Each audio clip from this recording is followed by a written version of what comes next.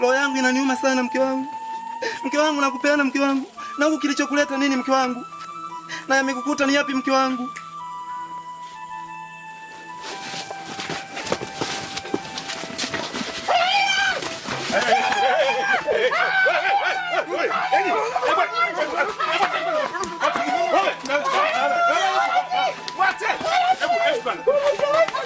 Umekwaje? Niacheni. Vipi? Niacheni ni huyu fala. Tulia. Niacheni nasema. Niacheni. Baba. Teneli hizo. Wewe. Nini? Niacheni huyu fala. Mwache, hebu tulia.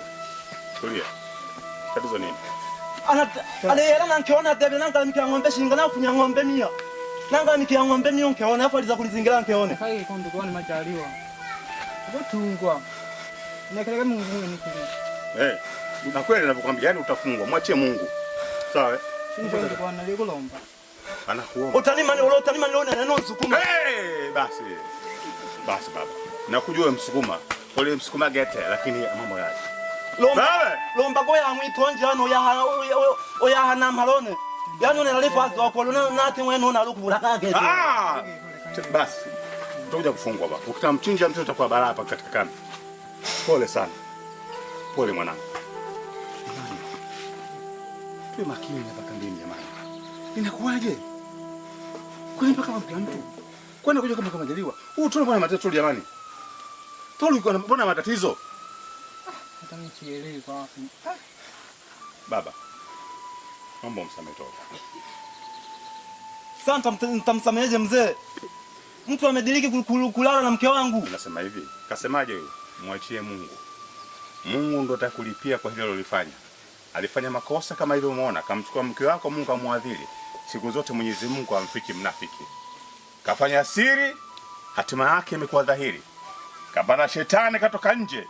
Leo imegunduliwa kwamba kumbe Toli anafanya mapenzi na mke wako. Mwachie Mungu kashampedhesha. Kwa hili sisi na kimanza kaudia na ni funzo kwa kila mtu. Funzo kwa kila mwanamume.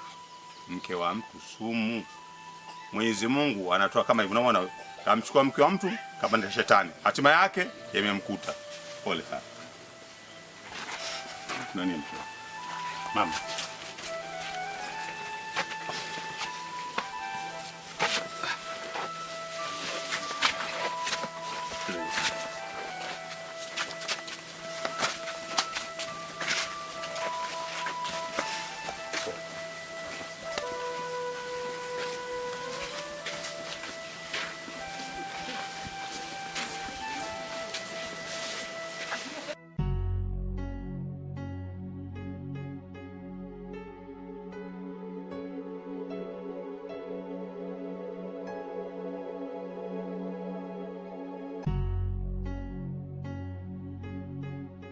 Na habari kwa Toli yako pata kufa kule.